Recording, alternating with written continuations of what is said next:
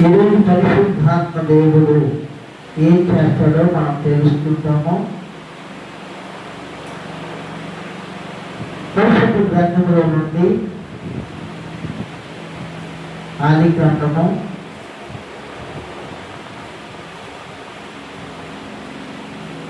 3వ వచనాన్ని చదువుతున్నాం.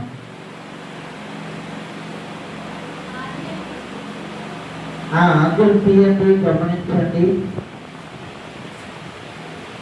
గమనిస్తూ జాగ్రత్తగా మనం చదువుకున్నాం. అందరూ తీసారా? అందరూ? Very good. ఆదియందు దేవుడు భూమి ఆకాశములను సృజించెను. అక్కడ వరకు అయిపోయింది కదా, తెలుసుకున్నాడు పెట్టారు కదా, అంతేనా?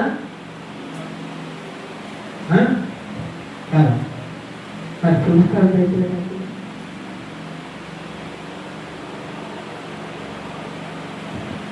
ఆదియందు దేవుడు భూమి ఆకాశములను సృజించెను. అంటే అంతవరకు దేవుడు అద్భుతంగానే చేశాడు. 2వ వచనానికి వచ్చేసరికి భూమి నిరాకారముగాను శూన్యముగాను ఉండేను. ఈ రోజు కూడా మనము పరిశుద్ధాత్మ దేవుడి గురించి చెప్పుకుంటున్నాము. అసలు పరిశుద్ధాత్మ దేవుడు ఏం చేస్తాడు? కొన్ని వారము కొంచెం మనకి ఇబ్బందికరంగా ఉంది, ఆ సబ్జెక్టు అలా ఉంది అంతే. పరిశుద్ధాత్మ దేవునికి విరోధముగా మనం జీవిస్తే మనం కుమారులు కాకపోగా ఏమవుతాం? దురాత్మకి నిలయముగా మనం మార్చబడతాం, దేవుడికి శత్రువు అవుతామని మనం నేర్చుకుంటాం. ఈరోజు మనం చదువుకునే ఈ హెడ్లైన్స్ లో 2వ వచనంలో భూమి నిరాకారముగా ఉంది కదా. నిరాకారమైపోయినటువంటి జీవితాలను పరిశుద్ధాత్మ దేవుడు ఒక ఆకారముగా సృష్టిస్తాడు. భూమి శూన్యముగా ఉంది కదా. శూన్యమైపోయినటువంటి జీవితాలను నూతన సృష్టిగా మారుస్తాడు. 2వ వచనంలో సెకండ్ లైన్ కామా తర్వాత చీకటి అగాధ జలము పైన కమ్మియుడు. చీకటి అంటే సాతాను. చీకటి మంచి సృష్టిని ఏం చేస్తుందంటే, అక్కడున్న మాటే నిరాకారముగా శూన్యముగా చేస్తుంది. చీకటి అంటే సాతాను, లూసిఫర్, అపవాది. నిరాకారముగా శూన్యముగా చేసి కూడా వాడు ఏం చేస్తున్నాడంటే వాడికి తృప్తి లేదు, ఇంకా దాన్ని పాడు చేయాలని చీకటి అగాధ జలము పైన ఆశయం. అయితే ఇప్పుడు మనం చదవబోయే మాట చాలా అద్భుతమైనది. దేవుని ఆత్మ జలముల పైన అల్లాడుచుండెను.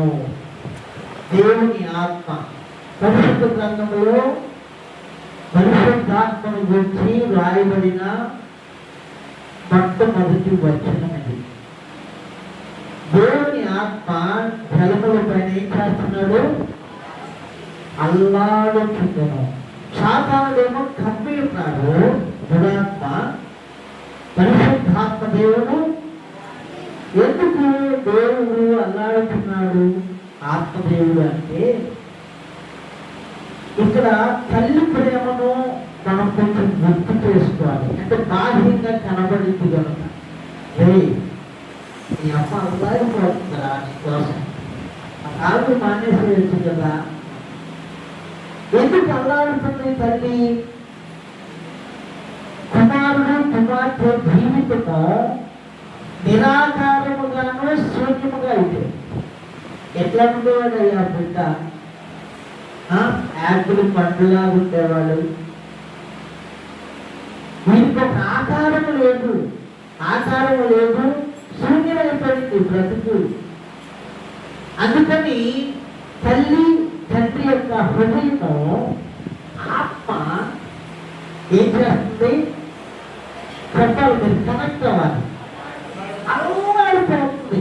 ఎందుకనంటే ఎంత ప్రయాసపడి కన్నాను. నైట్ నొప్పి వస్తే 8 గంటలకి, తెల్లవారు ఉదయం 8 గంటలకు పుట్టాడు. ఈ విధంగా ఎంతో కష్టపడ్డాను, మంచి జన్మనిచ్చాను వాడికి. అయితే మన జీవితం ఏమైపోయింది? నిరాకారముగా శూన్యమైపోయింది. తల్లి ఆత్మ బిడ్డ కొరకు ఏం చేస్తుంది చెప్పండి. వాడేం చేస్తున్నాడు దుర్మార్గుడు? చెప్పండి, చెప్పట్లే. పని ఉన్నాడు వాడు, కొమ్మగొండు అప్ప పెట్టకి చీకటి కొమ్మగుంది, తారు చీకటి కొమ్మగుంది. వాడిని కొమ్మకుండా అలాంటిది అయ్యా ఏం చేద్దాం?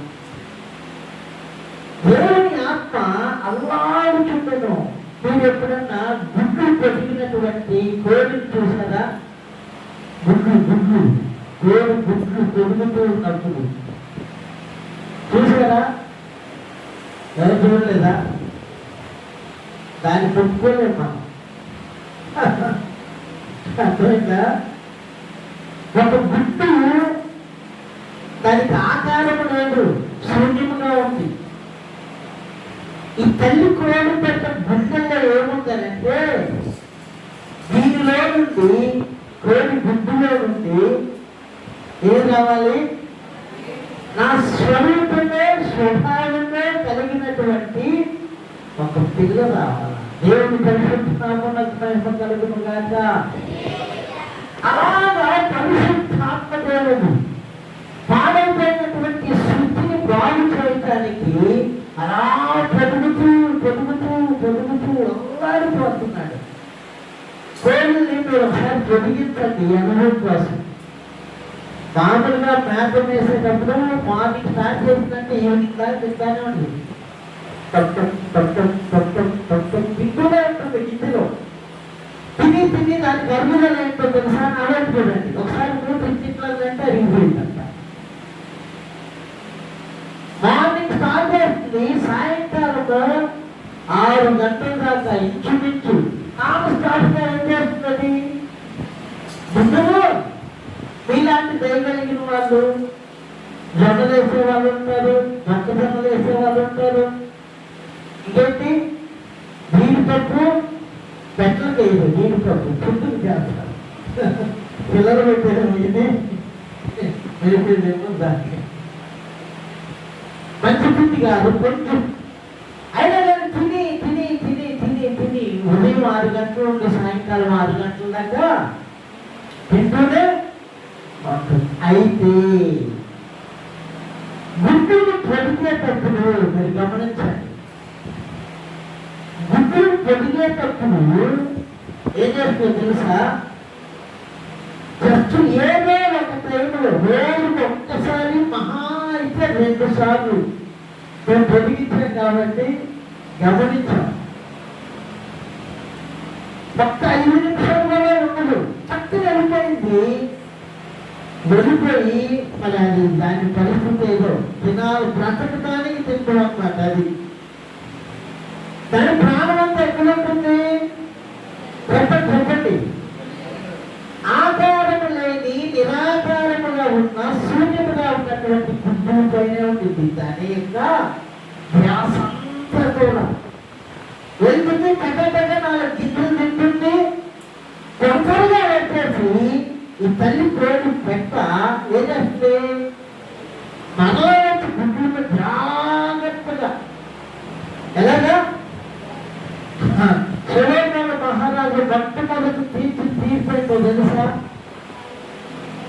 2 స్త్రీలకి 2 కుమారులు ఉంటే ఒక పక్కలేస్తూ పడుకొని రాత్రి మరి ఆమె నిద్రపట్టు చూడండి. ఆ నిద్రపట్టున పిల్లవాడి మీద పెడితే అది చనిపోయాడు. కోడి ఎలా కాదు, పశువులను చీమలను కొన్నింటిని చూసి మనం జ్ఞానం తెచ్చుకోవాలి. అప్పుడప్పుడు గమనించండి, అది నిద్రపోతాను కదా కూటం.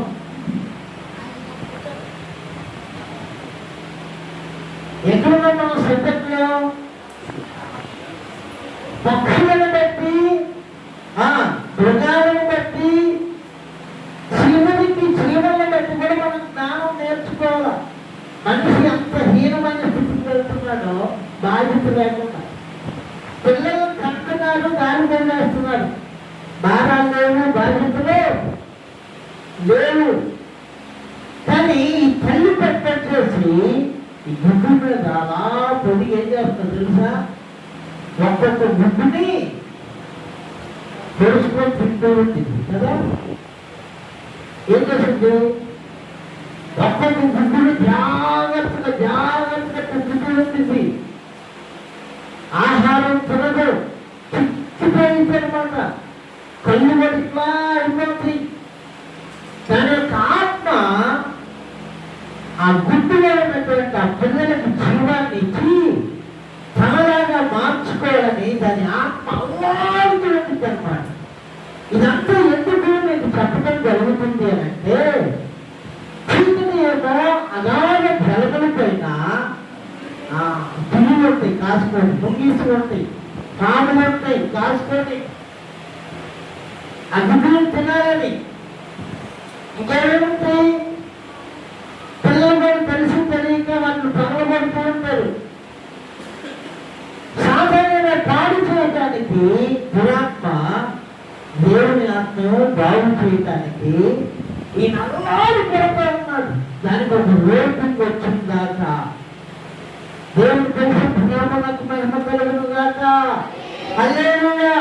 దేవుని ఆత్మ జలముల పైన అల్లాడుతుంటేనో అప్పుడు దేవుడు ఒక మాటను పలికాడు. చూడండి, దేవుడు వెలుగు కమ్మని పలుకగా వెలుగు కలిగిన.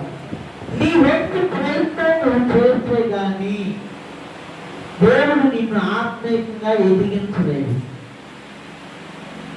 గుర్రాన్ని నీళ్ళ దాకా తీసుకొని వస్తారు. దేన్నైనా కానీ ఒక జీవిని తాగవలసిన బాధ్యత దేని మీద ఉంటాయి? కనీసం పిల్లలకు ఉప్పు నోటిట్లా విప్పి ఉప్పు పోసినా అంటాడు. అదంతా ఏమవుతుంది? పైకి లాభాలను వచ్చేస్తుంది. మింగవలసిన బాధ్యత ఎవరి మీద ఉంది? చెప్పాలి మీరు. మన మీద ఉంది, నీ మీద ఉంది, నా మీద ఉంది. స్వీకరించాలి దేవుని మాటని. దేవుని వాక్యాన్ని నువ్వు త్రోసివేస్తే నీ జీవితంలో దేవుని మాట పరిశుద్ధాత్మ దేవుడు క్రియ చేయలేదు. నువ్వు స్వీకరించాలా?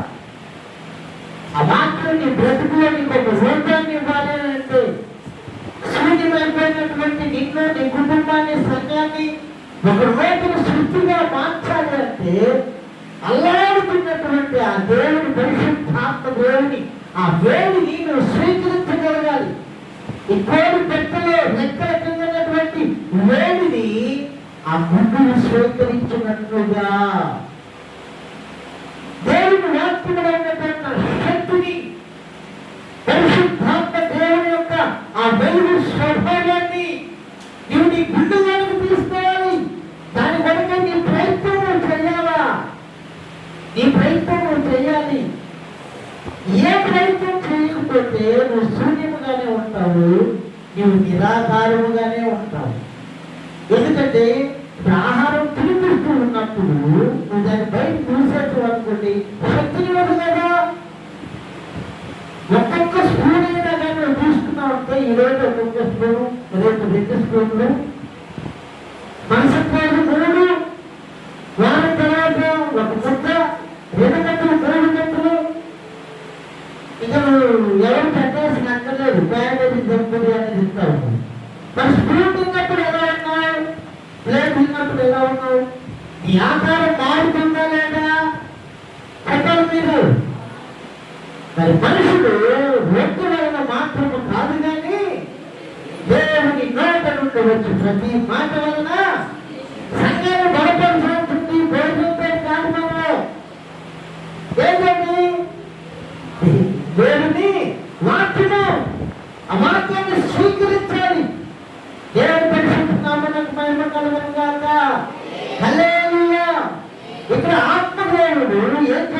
అని అంటే నిరాకారముగాను శూన్యముగా ఉన్నదానికి ఒక ఆకారాన్ని ఇస్తున్నాడు. మొట్టమొదటిగా దేవుడు సృష్టిని చేసినప్పుడు అది చాలా బాగా ఉంది. మరి ఎందుకు బాగైపోయిందంటే ప్రకటన గ్రంథం 12వ అధ్యాయం, ప్రకటన గ్రంథము 12వ అధ్యాయము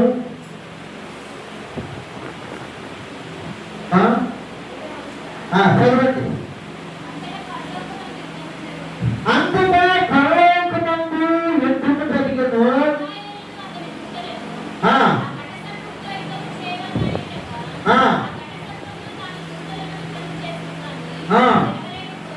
గెలవలేకపోయేది కనుక పరలోకమందు వారికి స్థలము లేకపోయాను. కాగా సర్వలోకమునే మోసపుచ్చుతూ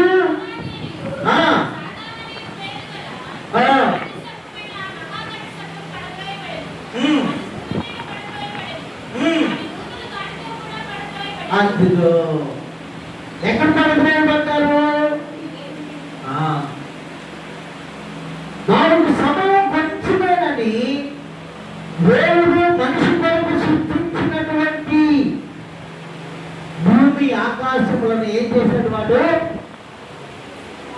చెప్పాలి. మీరు బాగు చేశారంటే అక్కడ ఉన్నదే చెప్పండి. నిరాకారముగాను శూన్యముగాను చేశారు. ఇది సృష్టికి మాత్రమే కాదు, మనిషికి కూడా వర్తిస్తుంది. ఆదాము హవ్వలను దేవుడు సృష్టించినప్పుడు ఆదాము హవ్వలు ఎలా ఉన్నారు చెప్పండి? ఆదికాండము 5వ అధ్యాయము 1వ వచనం చదవండి. దేవుడు ఆదామును సృష్టించిన దినమున దేవుడు పోలికగా అతనిని చేసెను. అవును కూడా దేవుడు పోలికగానే చేశాడు. మంచిదిగా చేశాడు. దేవుడు సృష్టిని మంచిదిగా చేశాడు, మనిషిని మంచిదిగా చేశాడు. అసలు అవులో చూడండి ఎంత బాగుంది. అసలు కనీసం మనం రోడ్డు కూడా అలా చేయలేకపోతున్నాం. అంత చక్కగా చేశాడు. చూపు ఎన్ని రంగులు కనబడుతున్నాయో చూడండి, మనకి ఎన్ని రీతిలుగా పనిచేస్తామో చూడండి. ఆయన పోలికగా చేసి ఆ పోలికని ఆదాము హవ్వలు ఇద్దరు ఏమయ్యారు? వాడు కట్టుకొని ఉన్నాడు కదా, కట్టుకొని ఏమన్నాడు? ఇది నిర్మాణ. అయితే దుఃఖకరమైన విషయం ఏంటంటే చీకటిలా కనపడదు. వాడు వెలుగు గంట వేషం వేసుకొని అవ్వ దగ్గరికి వచ్చేసాడు. చాలా చక్కగా ఉన్నారు ఆదాము హవ్వలు. స్వరూపంలో స్వభావంలో దైవ ప్రేమికుల్లో ఉన్నారు వారు. అయితే 3వ అధ్యాయంలో ఆదాము హవ్వలను ఏం చేశాడు? వాడు మోసము చేశాను. మీరు ఈ పండు తిన దినమున మీరు దేవతల్లాగా ఉంటారు అని దేవునికి తెలియను. మీరు చావనే చావరు. దేవుడు అన్నాడు మీరు నిత్యముగా చేస్తారు ఆ పండు తింటే. వీడేమంటాడు? చీకటి కట్టుకొని తల్లిదండ్రులు పిల్లలకి ఎన్నో మాటలు చెప్తారండి. వారు వినగలిగిన వయసు వచ్చినప్పటి నుండి, వారు మాట్లాడే వయసు వచ్చినప్పటి నుండి మంచి చెడుల గురించి తల్లిదండ్రులు బిడ్డలకు వివరిస్తారు. నానా ఇది మంచిది కాదు, అమ్మా ఇది మంచిది కాదు, అది మంచిది కాదు, నువ్వు ఇలా ఉండాలి, ఇలా ఉండాలి, ఇలా ఉండాలి. దేవుడైన యెహోవా కూడా మొదటి మానవుడికి చెప్పాడు, మంచి ఫలాలతో చక్కగా జీవించండి. మీరు ఈ పండు తిన్న దినమున నిత్యము ఏమవుతారు? చచ్చిపోతారు. జాగ్రత్త ఉండాలి. మీరు చీకటికి అవకాశం ఇవ్వకూడదు. మీరు వెలుగు సంబంధులు అని ఎన్నో మాటలు చెప్పినప్పటికీ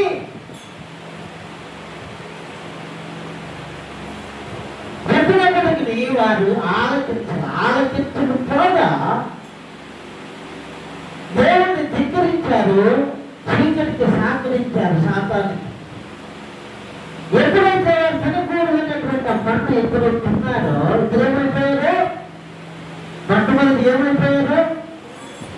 ఒకటి దిగంబరులు అయ్యారు. అదొక చక్కని వస్త్రాలు ధరించుకున్న వారికి పండుగ రోజు రోడ్ల మీద పేపర్లు ఏరుకుంటూ సంచి పైన వేసుకొని సరైన వస్త్రాలు లేని వారికి వ్యత్యాసం ఉందా లేదా? మీరు ఊహించుకోండి. ఆ రీతిగా మహిమను కోల్పోయారు ఆదాము ఇద్దరు. దేవుని ఆత్మ అల్లాడుతుంది.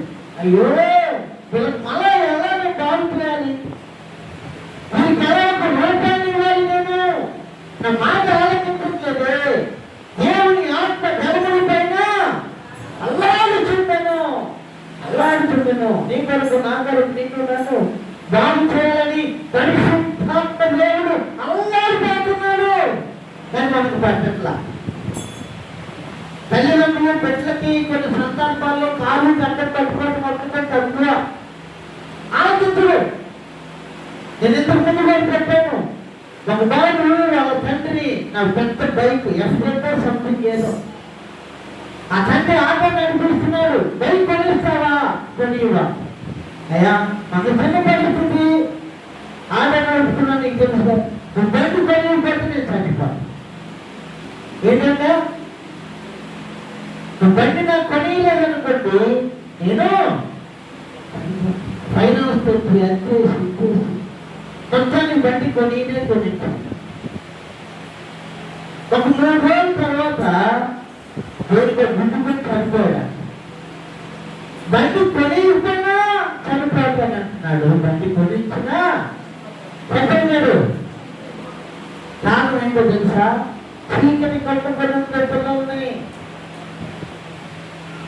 కంటికి చీకటి కట్టుబడి మనల్ని, మన కుటుంబాన్ని, సంఘాన్ని నాశనం చేయాలని, బాగు చేయాలని పరిశుద్ధాత్మ దేవుడు, దేవుని ఆత్మ అల్లాడుతున్నాడు. నిన్ను బట్టి, నన్ను బట్టి మనసు పెట్టాలను. చనిపోయినాక ఎంతో ఏడ్చినాలని వేస్తూ బ్రతుకున్నప్పుడే బాగు చేసుకోవాలా. వ్యక్తిగత జీవితమైన, కుటుంబమైన, సంఘమైన. అందుకే పరిశుద్ధాత్మ దేవుడు నిన్ను బట్టి, నన్ను బట్టి అల్లాడుతున్నాడు. ఆయన అప్పగించుకోవాలా. ఎందుకు? క్రైస్తవుడిగా పేరుంది కానీ నీకు ఒక ఆకారం లేదు. నీవు నిరాకారంగా ఉన్నావు, శూన్యంగా ఉన్నావు. నిన్ను బట్టి అన్ని జనుల మధ్య నా నామం భూషింపబడుతుంది. నీకు ఒక ఆకారం కావాలి. బాధపడుతున్నాడు ఆత్మదేవుడు. ఆయనకు అప్పగించుకోవాలా. మనం తల్లిదండ్రుల హృదయంలో బిడ్డలను బట్టి ఘోషిస్తున్నట్లుగా ఆత్మదేవుడు అల్లాడిపోతున్నాడు. అంటే ఈ మాట మీకు తెలియడానికి నేను ఒక మాట చెప్పాలనుకుంటున్నాను. చిన్నబిడ్డలో ఒకసారి మంచం మీద ఆడుకుంటూ పడిపోతారు. కింద బండ ఉన్నాయి ఇంట్లో. అతనికి దెబ్బగానే తల్లిని అనుకోండి పడతారు. చూసారా పిల్లలు అట్లా ఏడ్చినప్పుడు? తండ్రికి అయితే ఫుల్ కోపం వచ్చింది తల్లి మీద. పనికి బాగుందన్నా ఏం చేస్తున్నావు? పిల్లలు చూసుకోకుండా ఆమె బండ్లో నిద్ర పుచ్చుకొని ఏదో పని చేసుకుంటూ ఉంటుంది. ఈ లేపిస్తాడు మధ్యలో ఏం చేసి అందుకని కింద పెట్టేసరికి తల్లి ప్రాణం, తండ్రి ప్రాణం, ఇద్దరు ప్రాణం గిలగిల పట్టుకుంటే చచ్చిపోతావో చెప్పుకొని చెప్పాడు. ఎంతసేపు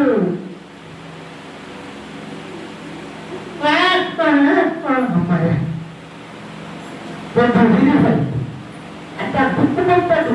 చచ్చిపోతున్నాడు అప్పుడు రోజులు పడుతుందా అన్నట్టుగా దేవుని ఆత్మ జరుగులపై, సంఘంపై, నీపై, నీ కుటుంబంపై, మనపై అల్లాడుతున్నాడు. ఎందుకంటే శూన్యమైన దానిలో నుండి ఒక నూతన సృష్టి రావాలని, గుండెలో నుండి ఒక చక్కని పిల్ల బయటకు రావాలని దేవుడు పరిశుద్ధనామమున మహిమ కలుగును గాక. నీవు అప్పగించుకోవాలి. దానికి కొన్ని గుడ్లు దొరుకుతాయి తెలుసా మీకు? కొన్ని గుడ్లు ఏమవుతాయి? ఎందుకు? ఆ తల్లిలో ఉన్నటువంటి ఆ తాపత్రం వేడి సరిపోక తగలక, ఇక్కడ మన దేవుడు అందరినీ కప్పడానికి సమర్థుడే, మనమే పక్కకి వెళ్తున్నాం. సీరియస్ గా తీసుకోవాలి, ఆయన రెక్కల కిందకు రావాలి. ఇక్కడ ఒక వ్యక్తిని గురించి నేను చెప్పాలనుకుంటున్నాను. మరి ఇక్కడే టైం అయిపోయింది. యోసేపు జీవితాన్ని నేను కొంచెం ఉదాహరణగా తీసుకోవాలనుకుంటున్నాను. యోసేపు జీవితాన్ని మనం గమనిస్తే దేవుని పరిశుద్ధ నామమునకు మహిమ కలుగును గాక. యోసేపు చూడండి, రాహేలుకు పుట్టినటువంటి ప్రథమ కుమారుడు. ఎవరు? ఎక్కడుంది? ఆదికాండం 30వ అధ్యాయము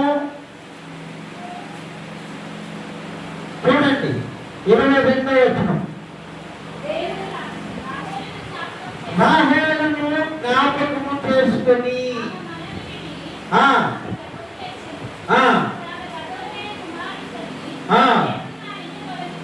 దేవుడు నా నింద తొలగించననుకునేను. బిడ్డ పుట్టినప్పుడు ఎలా ఉంటాడండి? చెప్పండి. చక్కగా ఉంటాడు కదా. కొంతమంది పుట్టినప్పుడు ఫోటోలు తీసి ఉంటారు.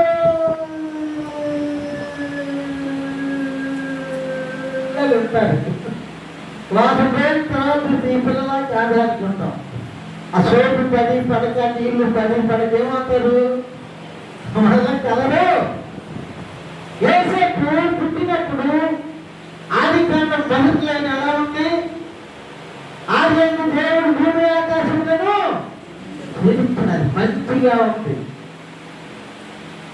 రెండో భాగాన్ని చూస్తాం. మంచిగా ఉన్నటువంటి భాగంలో యోసేపు చాలా చక్కగా ఉన్నాడు.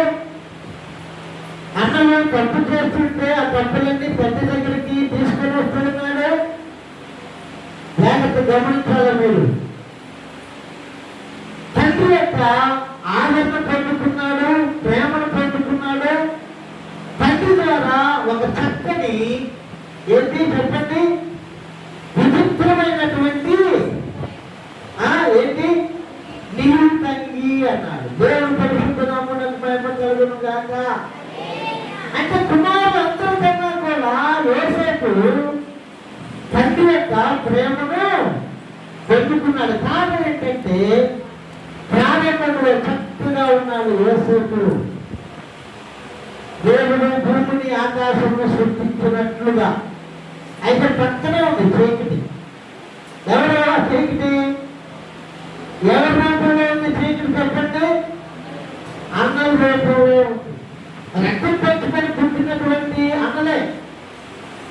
అక్కడ రాసిన మాట ఏంటంటే 30వ అధ్యాయంలో వారు అతని మీద పగబట్టిరి, మరీ పగబట్టిరి, మరింత పగబట్టిరి, అసూయపడిరి అని ఉంది. చీకటి యొక్క గుణం ఏంటి? చీకటి ఏంటంటే దురాత్మ, సాతాను. సాతాను ఎవరిలో ఉన్నా కానీ వారికి కనికరం ఉండదు. ఎవరినైనా పాడు చేశారు. సాతాను మాట విన్నా అవ్వ విన్నాడు కదా. ఆమెకు పండ్లు తీసుకుని పెట్టింది ఎవరు? అదే ఆ పండ్లు చిన్న మనం నిజంగా చచ్చిపోతారని తెలుసు కదా. ఈమె చెత్తగా మరి ఆదాం వచ్చినప్పుడు అయ్యా నేను గడుపుతున్నా, సాతాను మాట ఆలోచించి తిన్నాను, తప్పైపోయిందని చెప్పాలిగా. ఆమె తింది ఇతను తినడానికి కూడా బలవంతం చేసి అతను పిచ్చను, అతను కూడా తినేను. చీకటి కప్పుకొని ఉంది. మంచిగా చేసినటువంటి యోసేపుని అన్ని ద్వారా చీకటి చేస్తే కప్పుకొని ఉంది. దేవుని పరిశుద్ధ నామమునకు మహిమ కలుగును గాక. అయితే యోసేపు శూన్యమైపోయినటువంటి జీవితాన్ని దేవుడు నూతన సృష్టిగా ఎలా మారుస్తున్నాడో ఇక్కడ మనం తెలుసుకుంటాం. చూడండి 37వ అధ్యాయము 13వ వచనం నుండి చదవండి. యోసేపును చూపి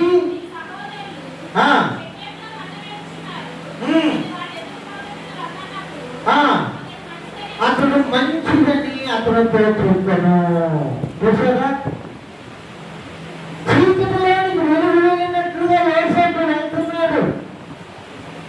వెలుగు ధరించుకొని ఉన్నాడు, చక్కగా సృజించబడి ఉన్నాడు.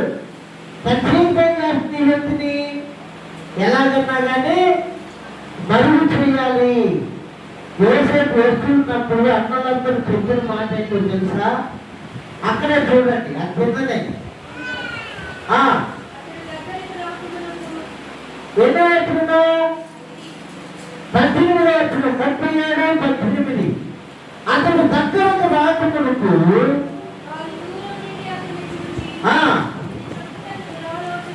అయ్యా సొంత తమ్ముడిని ఎవరైనా చంపడానికి అలా ప్లాన్ చేస్తారా? అది జీవితమే వెలుగా, సాతాన క్రియ, పరిశుద్ధాత్మ క్రియ చెప్పాలి మీరు. అంటే వెలుగుని లేకుండా చేద్దామని చీకటి ప్రయత్నిస్తూ ఉంది. కానీ వెలుగు మాత్రం చీకటిలోనికి వెళ్తూనే ఉంది. యోహాను సువార్తలో రాస్తాడు 1వ అధ్యాయంలో, వెలుగు చీకటిలో సంచరించుతున్నది కానీ చీకటి దానిని గ్రహింపకుండెను. యేసుక్రీస్తు ప్రభువుని గురించి చెప్పినటువంటి మాట, యోసేపు యేసయ్యకు సాదృశ్యంగా ఉన్నాడు. ఇక్కడ తలను గురించి చెప్పాడు. అన్న ఇది మంచిది కాదు, మనం జాగ్రత్తగా జీవించాలని అన్నలకు చెప్పి చూశాడు. వీళ్ళు వెనుకపోతే ఆ సమాచారాన్ని తండ్రి కూడా అయినా మారుగా చెడు మంచిని చెప్పడానికి ప్రయత్నిస్తూ ఉంది, అడుగు చేద్దాం అనుకుంటుంది. వాళ్ళు ఏం చేశారు తెలుసా? అక్కడ యోసేపు రాగానే ఆ వస్త్రాలన్నీ లాగివేసి యోసేపుని ఏం చేశారు చెప్పండి? చెప్పాలి అందరూ ఎంతలో పడవేసి. ఇక్కడ బాగా పెద్దతరమైన విషయం ఏంటంటే యోసేపుని గుర్తులు వేసి గుర్తి వస్త్రాలు లాగివేసి వీళ్ళకి చక్కగా భోజనం చేస్తారు. ఏంటంటే అసలుకి కొన్ని మనం విన్నప్పుడు చాలా ఆశ్చర్యంగా అనిపిస్తుంది. ఏదో కోరుకొస్తే దెబ్బ కొట్టాలా, భార్య అయినా పిల్లలైనా. ఇది దురాత్మ, చీకటి అలాగే వెలుగుపైన కట్టుకొని ఉంది. దేవుని ఆత్మ చెప్పండి వెలుగుల పైన అల్లాడుచుండెను. దేవుని పరిశుద్ధనామమునకు నాకు మహిమ కలుగును గాక. గుర్తులు వేశారు, మళ్ళా తీశారు, ఇస్మాయిల్ కమ్మి వేశారు, టైములు పెట్టిన వాటిని తరచలు పెట్టుకుంటూ వెళ్తున్నారు. ఐగుప్తులో ఇంటికి అమ్మ వేశారు, ఆ ఇంట్లో బానిస బ్రతుకుడు. అక్కడ కూడా చేయని నేరం పైన పడింది. ఇప్పుడు మీరు గమనించండి, యోసేపుకి దేవునికి సన్నిహిత సహవాసం ఉన్నా యోసేపు జీవితం కొందరి దృష్టిలో శూన్యమైపోయినట్లుగా తండ్రి హృదయం అల్లాడుతుంది. అక్కడ వీళ్ళు దాన్ని తీసుకొని వెళ్ళడానికి వెళ్తే అక్కడ ఒక వ్యక్తిని బంధించేసి యోసేపు ఈ తండ్రి బాగున్నాడా, చిన్నవాడైన కుమారుడు తీసుకొని రమ్మంటే యాకోబు చెప్పినటువంటి మాట ఏంటో తెలుసా? ఒక అద్భుతమైన మాట ఉంటుంది అక్కడ. ఎంతమ్మా? 42:36 చూడండి. అప్పుడు వారి తండ్రి అయిన యాకోబు వారిని చూసి, మీరు నన్ను పుత్రహీనునిగా చేస్తున్నారు. యోసేపు లేడు, సిమియోను లేడు, మీరు బెన్యామీనును కూడా తీసుకొని పోతున్నారు. ప్రతికూలం ప్రతికూలం ప్రతికూలం. దేవుడు ఆది యొక్క భూమి ఆకాశములను చక్కగా సృష్టిస్తే భూమి నిరాకారముగాను శూన్యంగా అయిపోయింది. యోసేపు జీవితం చరిత్రలో కనబడట్లేదు. తండ్రి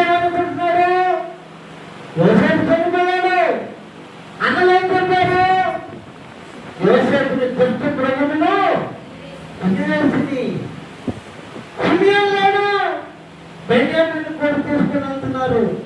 పరిస్థితులన్నీ నాకు ప్రతికూలమైపోతున్నాయి. నా బ్రతుకు కుటుంబం మొత్తం శూన్యమైపోయింది. ఎలాగా? ఎన్నో వాగ్దానాలు పెట్టుకున్నాడు మా తాత అబ్రహాం, మా తండ్రి ఇస్సాకు. ఆయన చెప్పాడు, నేను అబ్రహాము, ఇస్సాకు, యాకోబుల దేవుణ్ణి. ఏమైపోయింది మా బ్రతుకు? చీకటి మా పైన, మా కుటుంబం పైన తప్పండి. ఎట్లాగా అంటే ఒక అద్భుతమైన మాట ఏంటో తెలుసా? అది రాయబడిన మాట చూడండి. 39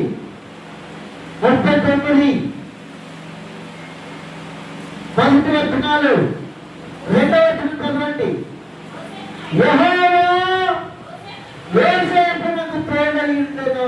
దేవుని పరిశుద్ధ నామమునకు మహిమ కలుగును గాక.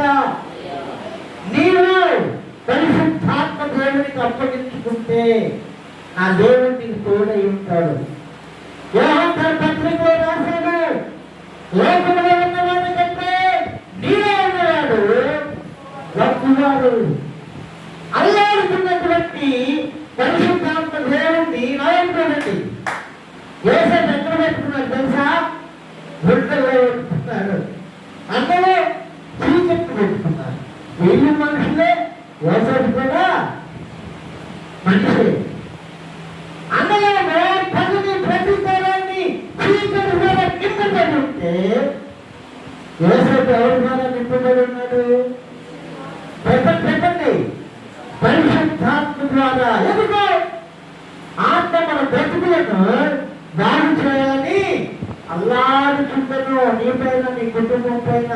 ఆనాడు యోసేపు పైన యోసేపు అవకాశాన్ని ఇచ్చాడు. సంసారానికి వెళ్ళిపోయాడు.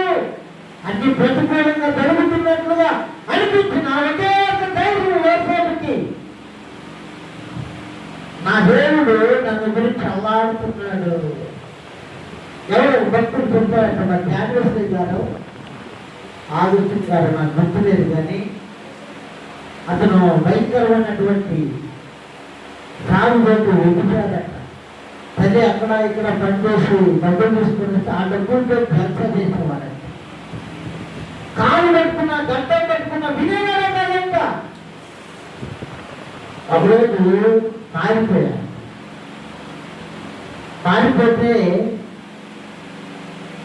అసలు ఎంజాయ్ చేస్తున్నప్పుడు సహవాసం చేసినటువంటి ఒక స్త్రీ వచ్చి, ఎవరైతే లేదండి ఆగస్టు అయితే హలో హవాయు అవడే అని అంటున్నాడు. మనకి ఇంగ్లీష్ వస్తేగా అట్లా వాడు బాగా నేనేం పట్టి పట్టినట్టు వెళ్ళిపోతున్నాడు. అడిగి నువ్వు నేను పలనప్పుడు పలానా సినిమా అటు ఇటు తాగి తిరిగి ఆగస్టిన్ వేడు, ఈ ఆగస్టిన్ ఆగస్టిను చీకటి చేత కట్టబడిన వాడు, ఈ అగస్టిను దేవుని ఆత్మ చేత నింపబడిన వాడు. అతను చచ్చిపోయాడు. ఇంట్లో ఇంత మార్పు ఎలాగా? నా దేవుని ఆత్మ నా తల్లి ద్వారా ప్రార్థన చేసి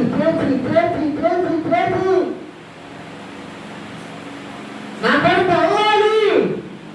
కన్నీరు కాచి ప్రార్థన చేస్తే ఆ ప్రార్థన ప్రవాహానికి క్రీస్తు పాదాల దగ్గర కట్టుకోవచ్చు. నేను నా కొడుకు మారిపోయింది. దేవుని పరిశుద్ధ నామమునకు మహిమ కలుగును గాక. నేను ఈ ప్రసంగానికి పెట్టుకున్న టైటిల్ ఏంటి అని అంటే, శూన్యము నుండి నూతన సృష్టి. అసలు చెప్పండి, శూన్యము నుండి నూతన సృష్టి. అలా చేయగలిగిన వాడు ఒకే భక్తుడు, మన ప్రభువైన యేసుక్రీస్తు. అయితే ఆయన ప్రయత్నించిన వాళ్ళు మనము. ఆ ఆదిస్తుని చనిపోయాడు. ఇప్పుడు క్రీస్తులో నూతన పరచబడ్డాను. నేను నూతనమైన సృష్టిగా అయిపోయాను. యేసేపు జీవితం కూడా మనం గమనిస్తే వెళ్ళిపోయింది. ఎక్కడికో సంసారానికి వెళ్ళిపోయి కనుమరుగైపోయాడు. యేసేపు తండ్రి దృష్టిలో లేడు, అన్న దృష్టిలో లేడు. ఎవరి దృష్టిలో? లేదు. ఆధారం లేదు, ప్రకృతి నిరాధారమే శూన్యమైపోయింది వ్యక్తి జీవితం. అయితే పరిశుద్ధాత్మ దేవుడు మాత్రం ఆ వ్యక్తిని వెలుగులోనికి తేవాలని, నిలబెట్టాలని అల్లాడుతూ ఉన్నాడు. యోసేపు కోసం, ఈరోజు నీ కోసం, నా కోసం, మన కోసం అవకాశాన్ని ఇవ్వాలి. మనం ఒక సమయం రానే వచ్చింది, యోసేపు అవసరత రానే వచ్చింది. రాజు కలగన్నాడు, ఆ కళ యొక్క భావం చెప్పగలిగిన వారు ఎవరు లేరు. లక్షల కోట్ల మంది ఉన్నారు ప్రజలు, కానీ అలాంటి అర్హత కలిగిన వాడు లేదు. వచ్చాడు మాత్రం కళ యొక్క కళను చెప్పాడు, కళ యొక్క భావాన్ని కూడా చెప్పాడు. ఈరోజు దుఃఖకరమైన విషయం ఏంటంటే, క్రైస్తవులు అనబడే వాళ్ళు కూడా ఎవరు పరిశుద్ధాత్మ ద్వారా దేవుని వాక్యాన్ని బోధిస్తున్నారు, ఎవరు లౌకిక ఆత్మ ద్వారా దేవుని వాక్యాన్ని బోధిస్తున్నారు, విజ్ఞత జ్ఞానం లేదు, కామన్ సెన్స్ లేదు. క్రైస్తవులు ఆశ్చర్యకరమైన విషయం చెప్పమంటారా? అన్ని లేనటువంటి ఫరో ఒక మాట అంటున్నాడు, ఈ యోసేపు దేవుని ఆత్మ గల మనుషుడు, దేవుని పరిశుద్ధ నామమునకు మహిమ కలుగును గాక. చూడండి, 48వ అధ్యాయంలో 38వ వచనం ఆదికాండం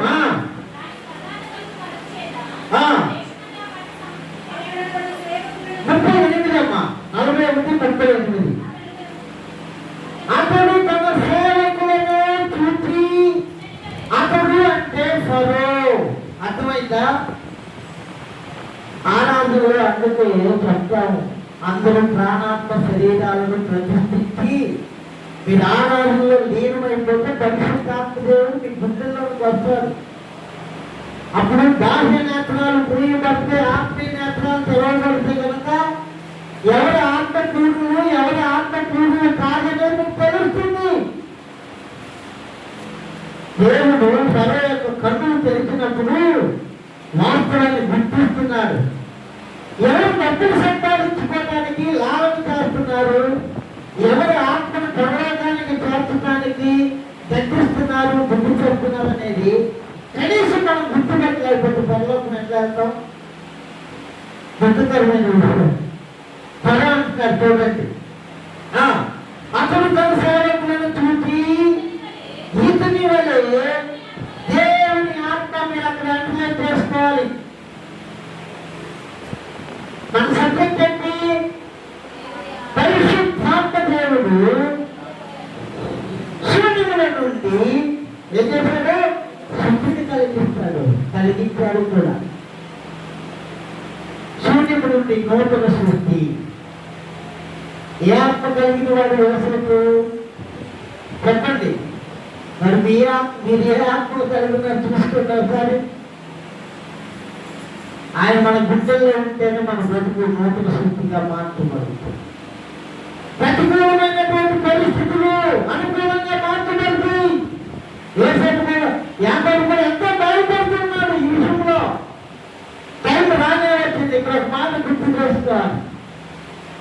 దేవుడు తగిన సమయమందు మిమ్మల్ని హెచ్చించినట్లుగా ఆయన బలిష్టమైనటువంటి చేతి కింద దీన మనసులో ఉండాలి. దీనులకు ఆయన కృపను కురిపిస్తాడు, కృప కలిగిన ఆత్మను అనుగ్రహిస్తాడు. గర్విష్ఠుల యొక్క గర్వాన్ని ప్రమాదం. దీనులకు కృపను చూపిస్తాడు, కృపగల ఆత్మను గుండెల్లో నింపుతాడు. కింద చూడండి, అలా తెలుసుకుంటుండండి. 39 మరియు దేవుడు ఇదంతయు నీకు తెలియపరిచను. మీరు గమనించండి, ఏమంటే వీళ్ళు కూడా ఏదో భక్తి చేస్తూ ఉంటుందిగా చదువు అక్కడ ఉన్న వాళ్ళు కూడా. మరి వాళ్ళకన్నా బయలుపరచడం లేదు చెప్పండి. అందరూ కూడా బయలుపరచబడాలి కదా, వాళ్ళకన్నా బయలుపరచబడం లేదు. ఆత్మదేవుడు నీలో లేకపోతే నీకు మ్యాటర్ అర్థం కాదు. కొరింథీయులకు రాసిన మొదటి పత్రిక 2వ అధ్యాయము 14వ వచనం చూడండి. ఇది ఇక్కడే ఉండాలి, అక్కడికి వెళ్ళి చేస్తే మనం ఇటు వస్తాం. ప్రకృతి సంబంధమైన మనుషులు దేవుని అంగీకరింపులు వెర్రితనంగా ఉంటాయి. మీరు గమనిస్తున్నారా? ఇదంతా దేవుడు నీకు బైబిల్ పంపించాడు. బైబిల్ పెట్టాడు. బైబిల్ వచనాల్లో దేవుని ఆత్మ ద్వారా ఇవన్నీ కూడా మనకు బైబిల్ పంపించాడు. పెట్టాడు అక్కడే. మనకైతే దేవుడు వాటిని తన ఆత్మ వలన అదిగో బైబిల్ పంపిస్తున్నాడు. ఇదంతా ఏమన్నాడు మరో అదే దేవుడు ఇదంతా నీకు తెలియపరచును కనుక నీవలే వివేక జ్ఞానములు గలవారు ఎవరు లేరు. ఎవరు లేరు. ఎవరి ద్వారా ఇది బయలుపరచబడింది? యోసేపుకి చెప్పండి, చెప్పండి గట్టిగా. దేవుని ఆత్మ వలన. దేవుడు ఏం చేయాలని ఎలా అనుకున్నాడు? నిరాకారముగా శూన్యుడుగా ఉన్న దాన్ని బాగు చేయాలని ఆ ఆత్మను యోసేపు గుండెల్లో పెట్టుకోవడం వలన ఒక ఘనత వస్తూ ఉంది, అధికారం వస్తూ ఉంది, రాజ్య పరిపాలన చేస్తున్నాడు. నలుగురు పెట్టుకుంటాడండి. మరియు సర్వచూడును ఐగుప్తు దేశమంతటి మీద నేను నియమించి ఉన్నానని యోసేపుతో చెప్పను.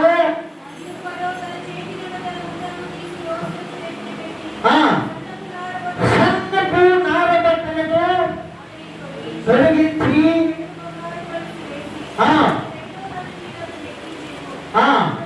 అతను వందనము చేయడని అతని ముందర జనులు పేదలు వేసింది. కారణం ఏంటి చెప్పండి? యోసేపు ఈ స్థితికి రావడానికి కారణం ఎవరు చెప్పాలి మీరు? ఎంతమంది అమ్మలో యోసేపుకి? 10 మంది. యోసేపు 11 వాడు కదా. యోసేపు తర్వాత 12 వాడు. 10 మంది అమ్మలకు లేని ధన్యత మీరు గమనించాలా? 10 మంది అమ్మలు కూడా దేని ద్వారా నింపబడతారు? 10 మంది అమ్మలు చీకటి వారిని కమ్ముకుంటుంది.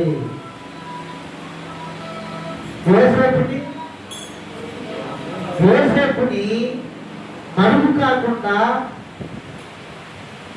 బయలుపరచాలని, గణపరచాలని పరిశుద్ధాత్ముడు అల్లాడుతున్నాడు. ఒక టైం రానే వచ్చింది. ఏం చేశాడు? ఎక్కడి నుండి?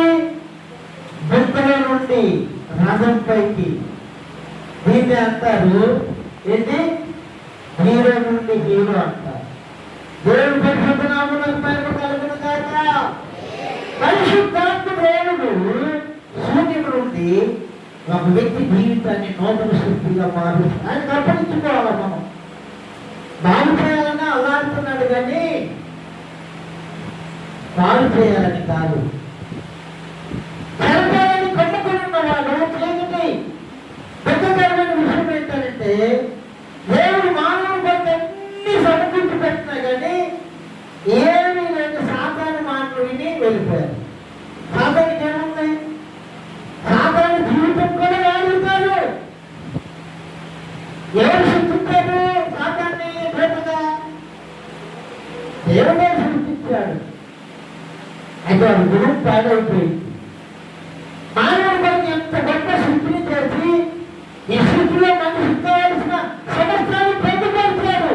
అయినా కానీ మానవుడు సాతాను మాట తల్లిదండ్రులు పిల్లలకి ఎన్నో పెట్టుకుంటాం.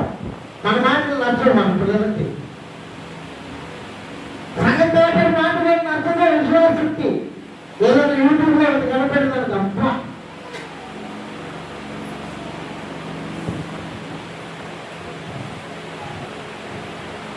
పేదలను గమనించాలా? యోసేపు దేవుని ఆత్మను కాపాడుకుంటూ స్థాయికి వెళ్ళిపోయాడు. ఇంకా మరి కింద చూడండి, దేవుడు చక్కగా అతనికి ఒక వివాహాన్ని కూడా చేశాడు. చక్కగా వివాహాన్ని చేశాడు. 50వ వచనం.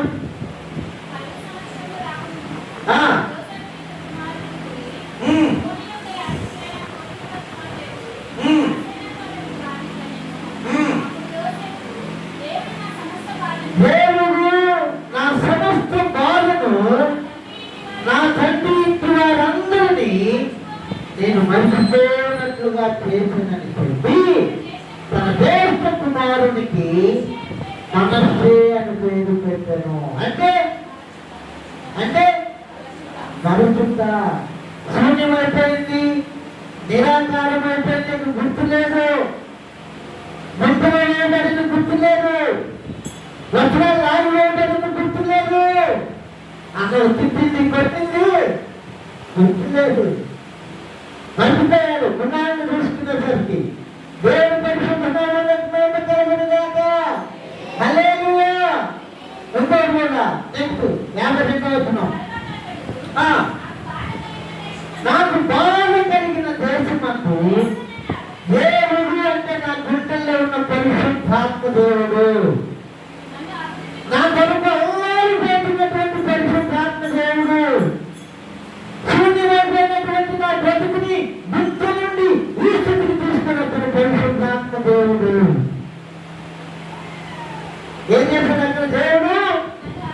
నన్ను అభివృద్ధి పొందించనని చెప్పి రెండవానికి ఎఫ్రాయిము అని పేరు పెట్టను. దేవుడు పెట్టుకున్నాము. నాకు మహిమ కలుగుతుంది. శూన్యము నుండి నూతన సృష్టి, హీరో నుండి చెప్పండి, హీరో నుండి హీరో. నిన్ను నన్ను వల్ల కూడా చేయగలుగుతాడు. ఆ పరిశుద్ధాత్మ దేవునికి మన గుండెలో స్థానాన్ని ఇవ్వాలి. మనము చీకటి కాదు. ఈరోజు మనిషి కన్నా మనిషి చెడితే ప్రాధాన్యత ఇస్తున్నారు. ఇప్పుడు తంబాకు ఉంటుంది. తంబాకు బంధువులు చేస్తే తింటా మనిషి ఏం చేస్తున్నా? తిన్నాడా మనిషి? తింటున్నాడే తినట్లేదా? పైకి అని గుర్తుకాని ఉంటుంది కదా, అదంతా ఎందుకు? ఇప్పుడు డ్రింకింగ్ చేస్తున్నాడు కదా, ఏ ఉంటాయి కదా ఉపయోగం. ఆ తాగాయి గొర్రెకో మేకో పశువుకు పోసామని కొన్ని తాగితే పండుగ వేస్తే తాగిందా? మరి మనిషి ఆదివారం వస్తే అది వైట్ షాప్ దగ్గర తాగి పడిపోతాం. ఒక పశువు కూడా పట్టుకోండి, మనిషి పట్టుకుంటున్నాడు. కారణం ఏంటంటే చీకటి వారిని కమ్ముకొని ఉంది. ఎండాకాలం బయటలో చాలా మంది చనిపోయారంట. వాళ్ళకు తాగి తాగి తాగి గొంతెట్టుకొని నీళ్ళు లేక, తల్లిదండ్రులు లేరా, ఇల్లు లేరా, మంచి పెట్టేవాళ్ళు లేరా? వాళ్ళకి ఉన్నారు కానీ ఆలోచిస్తారు. వాళ్ళు బ్రతికేడు పాడు చేయాలని కమ్ముకున్నటువంటి చీకటి వైపు వెళ్తున్నారు. కానీ జనులు వెలువైపు వారి బ్రతుకులు మార్చాలని అల్లాడిపోతున్నటువంటి పరిశుద్ధాత్మ దేవుడి గుంటల్లో ప్రాణాన్ని ఇవ్వట్లేదు. ఇస్తే ఒక యోసేపులాగా మన జీవితం.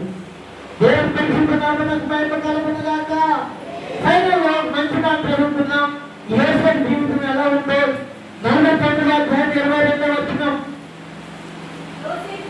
యోసేపు ఫలించని కొమ్మ, ఊట అంటే ఫలించని కొమ్మ.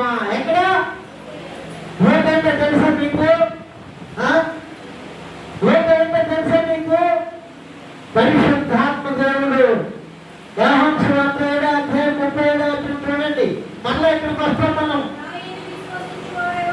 నా యందు విశ్వసించువాడు ఎవడో లేఖనము చెప్పినట్టు వారి కడుపులో నుండి జీవజల నదులు కింద చెప్తారు చూడండి. తన యందు విశ్వాసం ఇచ్చిన వారు పొందబోయే ఆత్మల గురించి దేవుని పరిశుద్ధ నామమునకు మహిమ కలుగునుగాక. హల్లెలూయా. యోసేపు ఫలించడు కొమ్మ. ఎక్కడ ఫలించడు కొమ్మ? ఊట యొక్క. ఎవరు ఊట? పరిశుద్ధాత్మ దేవుడు. ఆయనతో గుండె నింపగలరా? యోసేపు ఫలిస్తున్నాడు. ఎక్కడ నుండి? ఎండిపోయిన స్థితి నుండి, కరుణైన స్థితి నుండి, గుంటు నుండి, మరణం నుండి జీవానికి. యోసేపు మరణించవలసిన వాడు ఉండగా యోసేపు జీవాన్ని పొందుకొని ఆ జీవాన్ని అందరికి ప్రచురం చేస్తున్నాడు. దేవుని ఆత్మచేత నీవు నేను నింపబడితే నీవు బ్రతుకుతావు, నీ కుటుంబాన్ని బ్రతికించుకుంటావు, సంఘాన్ని సమాజాన్ని బ్రతికిస్తావు. కారణం ఏంటంటే ఆ ఆత్మలో జీవం ఉన్నది.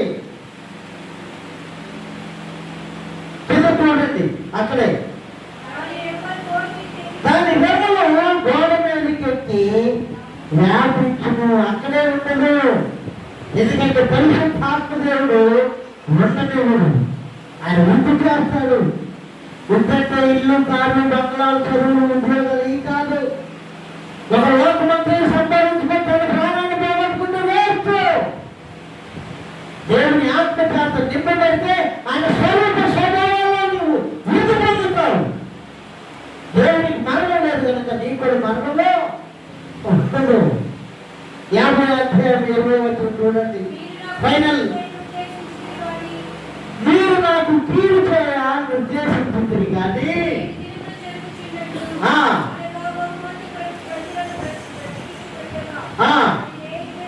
అది మేలుకే దేవుడు ఉద్దేశించను.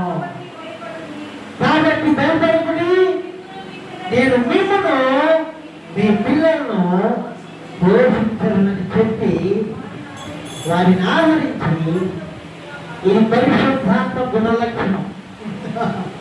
దేవుని పరిశుద్ధ నామమునకు మహిమ కలుగును గాక.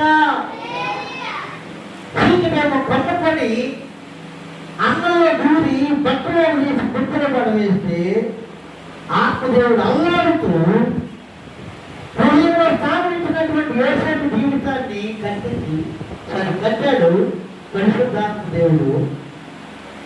ఆ యోసేపు ద్వారా తన అన్నలు కూడా ఏం చేస్తున్నాడు, నేను మిమ్మల్ని మీ పిల్లలను పోషిస్తాను. ఏంటిది? శూన్యము నుండి నూతన సృష్టి. మన హెడ్లైన్ ఏంటి చెప్పండి? మన హెడ్లైన్ ఏంటి? మనం చదువుకున్నది ఆదియందు దేవుడు భూమి ఆకాశములను దీంట్లోనే మనం అందరం మంత్రాలమే. సాతాను సహవాసం చేస్తేనే చండాలం అయిపోతాం. అదొక దేవుడి మాటలు పక్కన పెట్టి లోకంతో స్నేహం చేస్తే లోకమంతా నాశనం గతించిపోతుంది. పాలు, fruits, chapati, chicken, mutton, fish ఇలాంటి తిన్నామంటే ఆరోగ్యంగా ఉంటావు. అలాగే సినిమాలు, షికారులు, వేడ రోడ్లు తిరుగుకుంటా త్రాగులు, వ్యభిచారం, దొంగతనాలు, అబద్ధాలు చేస్తే చిక్కిపోతావు, మరణానికి వెళ్ళిపోతావు. ఇంకా అలా చేయాలని చీకటి ఏం చేస్తుంది? నమ్మకం నిరాకారంగా శూన్యంగా చేసింది. ఇంకా పేరులేని నమ్మకం అయితే దేవుని ఆత్మ జలములపై, నీపై, నాపై యెహోవా యోసేపునకు తోడయ్యున్నందున ఉంటుంది ఆ మాట. ఎలా ఉన్నారు తోడుగా? ఆత్మస్వరూపుగా గుర్తుల్లో ఉంది. ఎవరు గుర్తుపెట్టారు? సరే గుర్తుపెట్టారా? ఆత్మస్వరూపు తెల్లగా ఉన్నాయని కాదు కాదు. అర్థమవుతుందా? యేసుక్రీస్తు ప్రభువు చెప్పారు, ఇరుకు మార్గం వేరు, విశాలమైన మార్గము వేరు. మీరు గుర్తుపెట్టాలి, లేకపోతే మార్చిపోతారు, నరకానికి వెళ్ళిపోతారు. అందుకే ఆత్మదేవుడు నిన్ను నన్ను బాగు చేయడానికి ఏం చేస్తున్నాడు? అల్లాడుతున్నాడు. అసలు చదువుతున్నాడు ఆ మాటలు. ఆదియందు దేవుడు భూమి ఆకాశములను సృజించును. మనుషులందరినీ దేవుడు మంచివాడిగానే సృజించాడు. అయితే చీకు పెట్టి సాతాను వచ్చి పర్లోకం ఉండేవాడు భూమి మీద పడవేయడం ఏం చేశాడు? అందరినీ పాడు. అయినా ఇంకా ఇస్తున్నారు కానీ తీసుకుని వెళ్ళాడు, తృప్తి లేడు, కమ్మి ఉన్నాడు. అయితే దేవుని ఆత్మ జలముల పైన అల్లాడుతుండేను. ఇప్పుడు ఇన్ని మాటలు చెప్పాలంటే అల్లాడుతున్నాడు ఆయన. మనిషిగా నాకేం పని అని మాటలు చెప్పాల్సిన అవసరం. ఆత్మదేవుడు నిన్ను బట్టి, నీ కుటుంబాన్ని బట్టి అల్లాడుతున్నాడు కనుకనే మీతో సహా నాతో కనిపించాడు. దానికి మనం ఒప్పుకోవాలి. దేవుడు వెలుగు కమ్మని కలుపుగా వెలుగు కలిగను, వెలుగు మంచిదైనట్టు దేవుడు చూసాను. ఇదంతా మళ్ళా వ్యవస్థ ఎక్కువ అయిపోయింది. అందుకే నేను అవి తీసుకోలేదు. కాబట్టి బుద్ధిలో పడిపోయాములే, ఇట్లానే ఉంటే సరిపోయింది అనుకోవచ్చు. ఎలా బయటికి రావాలని ప్రయత్నం